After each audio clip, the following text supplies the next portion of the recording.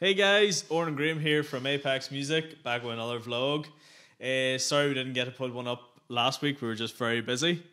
This week we're going to touch on a topic that was suggested to us by a friend. We're basically going to talk about why video is important in basically today's society and the way the industry and stuff's going, why it's important to have video content, photos, stuff like that. To promote yourself. So, Graham's going to start us off. Graham, being an artist, before he starts us off, actually, we're going to set ourselves a timer once again. We're gonna go for the 10-minute mark again, but try our best to steer away from it and finish up as quickly as possible. Boom, and there we go. So, Graham, You're a gigging artist. We've touched on this before in the other vlogs. In your experience, you've got a bit of stuff for your gigging, a few photos, videos, everything. Could you tell people why you think it's important to have stuff like that? I reckon it's as simple as if a venue's going to book you, they've got thousands, well maybe not thousands, but hundreds of people messaging them every week. If they're going to book you, they want to know who's coming, what's coming, what they can expect from a performance by you before they book you. And the best way to do that, the most representative of someone's actual performance, is to send them a video. And a properly produced video at that as well, I guess, I feel is important, because if you just send them a picture of you from your phone in your kitchen and it's all shaky and blurry and yes, it's not really representative of. So, while you're saying that, a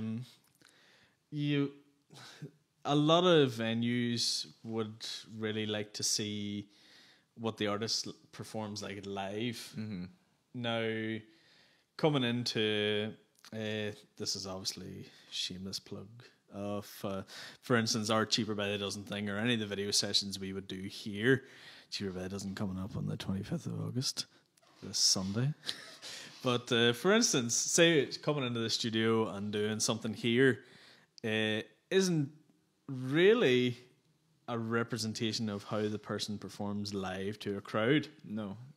But do you think that the seeing how they perform to a crowd, now I'm going from what I think, you know, I would like to see how they interact with a crowd and stuff like that. But realistically, is that something that you can get across in a video, like say a phone video or something like that? Or is it better to come in and do like a live session of you performing with a couple of cameras, good quality audio and stuff like that?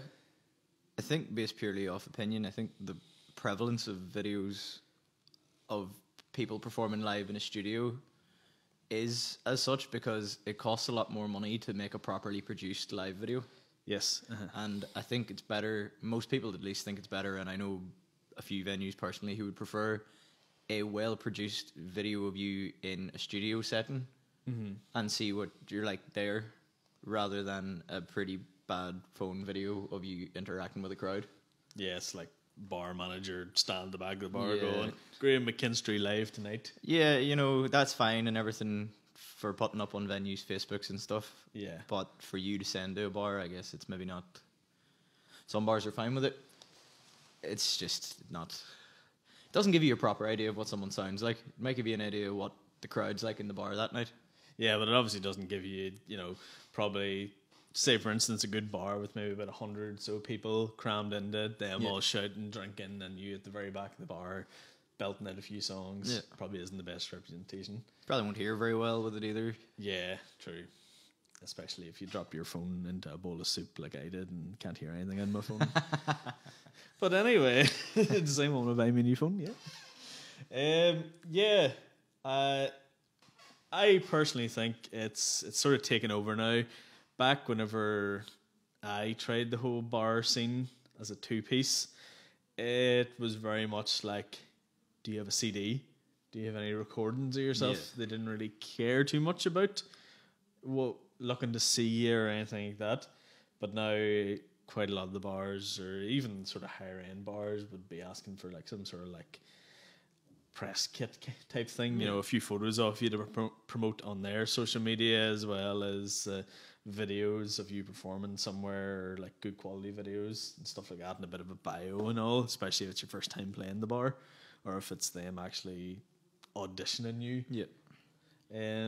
So I think that's another thing that you mentioned that I wasn't really thinking about when you asked it first, is why they might want studio videos of you. Not necessarily studio videos of you, but live videos as such, non-live performance videos. It could be for them to, it's probably for them to push for content, because they'll want videos of their artists to put on their Facebook, their Instagram, their whatever they're doing. They'll want people who are coming to the bar to see what they're going to get. And they might not necessarily want to be posting loads and loads of like live videos, especially if it's of a different bar. It's not really in line with their brand, is it? To be going, here's when, I don't know, my band's called Chasing Hooley. Here's Chasing Hooley playing at such and such other venue, and it being class. Yes, like, because they're just going, look how lethal that other bar is. They don't want to do that, so they'll want maybe a live performance. Yeah, of you especially if it's a big venue. Chasing Hooley playing this venue with 200-300 people there, and then they come and see us in another bar, and maybe it's a crap night. There's 50 people there. It looks bad for them too. Looks bad for them as well. So having some sort of studio session like that, a bit more contained and a bit more professional looking, normally works out better for most people in the long run, and it makes for sort of nice content as well. You know, even the stuff like we've done with like promo shoots and stuff, where it's like just like a show reel of the band playing.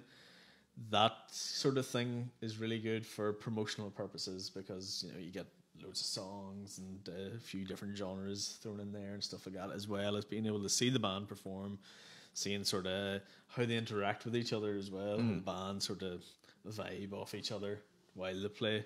That's always a big thing, I think. And do you reckon when you're sending exclusively for sending to bars and places where you're looking to get for work, do you think it's better to have, in that instance, something like a promo video or a show reel, exclusively talking about video that is, or it's better to make 3 or 4 different separate videos to send to them of different things? It's a hard one. It really depends on what kind of stuff you play. Like, for instance, if you're gonna play traditional music all night, it's gonna be traditional music all night. But if you're a band, like say Chasing Hooley, if we're using them as an example, you play a lot of like sort of popular songs as well as old traditional jigs and reels and stuff like that. So you do quite a lot of varying things in your set. So probably for a band like yous, it would be good to do like loads of different things. Maybe a promo shoot of like different, maybe even different videos, but 4 or 5 different videos that you could turn into a show reel. Yeah. But if you're just gonna play fairly similar stuff all night, you're just like general traditional artist. You know, one video might serve your purpose. Yeah. But as I say, it sort of depends on the artist. Depends what you kind of need. I wonder sometimes too about not necessarily the attention span of the people that you're sending the video to, but maybe the event manager of the bar, or just simply whoever it is that books the music. Maybe they're getting 7 or 8 artists a week sending them stuff, and maybe they're not dying about listening to 3 or 4 different videos, and they're like, show reel 1.5 minutes, 7 or 8 songs. So if we're kind of talking, you know, you're looking to hook the bar or the manager or something like that, it's kind of like when you record your first EP and you want to nab this record label, you send them the best song off it. You know, you could take that approach where you could choose just one really, really good song that's going to grab them straight away and they go, flip, that's a great cover of that song straight away. Or you could take the approach of a promo video with like, you know, maybe 10 seconds of this song, 10 seconds of that song to keep their interest rolling. Yeah. I normally push more for the promo-y kind of thing, so I would. But, you know, if you came in to somewhere like here and did like 3, 4 separate videos, you can always turn that into something like that, even with us or yourself or something like that. Yeah. As I say, it all just depends on who you're trying to get, what you're trying to get into. Yeah, so I guess so. It's just figuring out who it is you're trying to market yourself to, and what it is that you think they'll want to hear from you. But at the end of the day, those are the reasons why media is really important for promoting yourself. Yeah, well, just we're 9 minutes now, so pull this together. We'll try and pull this all around. More or less, in my opinion, you can't really. You can. There's a small majority of people that probably can. We talked about in our last video the approach of not doing much marketing and still getting places. There is a small majority of people that can do that without any sort of digital content, video, pictures, anything like that. But nowadays, it's a really, really big thing. Yep. You know, having any sort of video, photos, anything like that. Even if you're a band going out there for doing original material, you know, having a video for your first single is massive as well. You know, just putting it up on Spotify sometimes isn't doing it. So having some sort of video to back that up, even live videos as well, you perform your songs live. Like if you release, because quite a lot of people are doing now, release a single and then disappears. Yeah.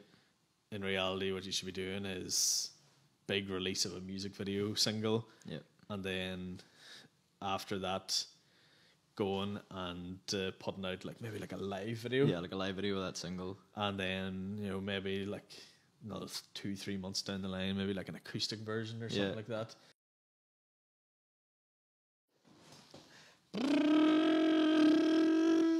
So we were talking something there about a Lewis Capaldi video, and then our camera cut off, so we're back here again.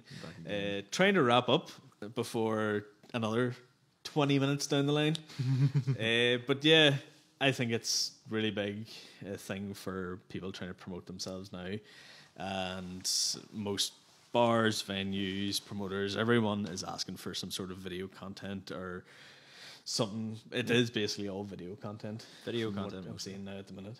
It's a quick and easy way for them to find out what it is you do and how well you do it. Yeah, exactly. It's pretty much just what plain it boils and down simple. to. Yeah.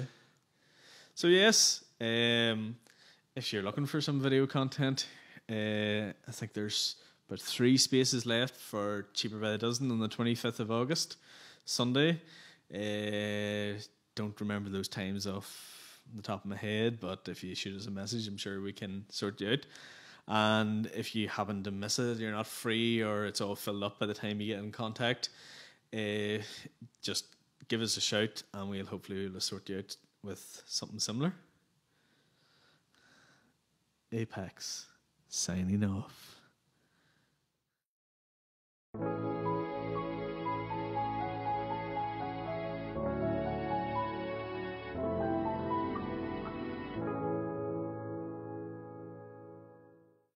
Hi, if you got to the end of this video and you realised it's too late to book in for Cheaper by the Dozen, I've messed up. What have I done? Just drop us a line and we'll give you 10% off any video booking with us in 2019. So just shoot us a line and quote the code APAXVlog 2019. We'll give you 10% off. Thanks for watching.